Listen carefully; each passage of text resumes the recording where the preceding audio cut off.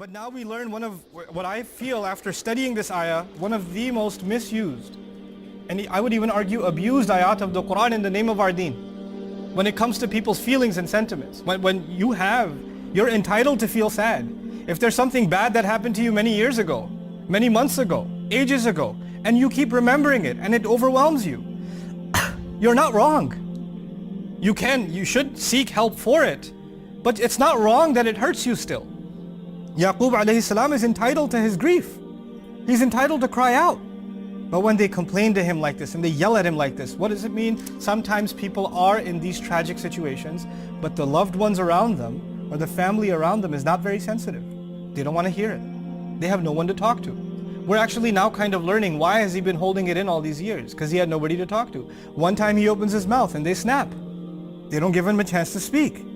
So what does he say?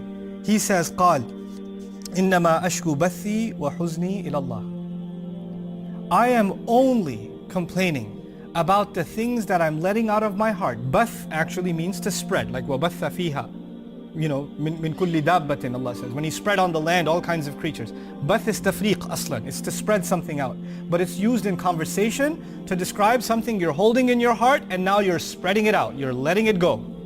So he says, I am only complaining about what I've been containing inside and I'm finally letting it out. And even when I do let it out, and all of the sadness that I've been kept pent up inside, all of that which I've kept inside, I'm only complaining to Allah, not to you, not to anybody else. إِنَّمَا أَشْكُو بَثِّي وَحُزْنِي إِلَى اللَّهِ. This is what I wanted to share with you, is one of the most commonly misunderstood, ayat in the Quran. It's not taken in its context. When somebody says, I'm having this problem or that problem, people say, Akhi, complain to Allah, don't talk to me.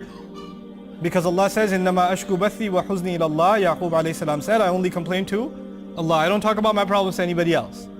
What is the context of these ayat? In these ayat, he doesn't talk to his family because his family is not what? Supportive. He doesn't have anybody to talk to. He doesn't have anybody to share his grief with. That is when he turns to his family. He says, I'm only complaining about my grief and I'm letting out my feelings and I'm only expressing my sadness to Allah.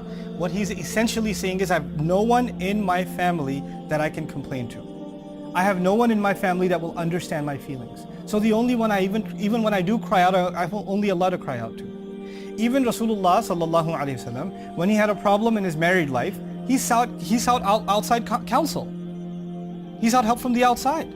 This is the sunnah of Rasulullah sallallahu alaihi wasallam. You would say he should only complain to Allah. So it's oppressive to tell someone, don't seek help for your problem. You don't need to talk to anybody. Just talk to Allah and that should be good enough for you.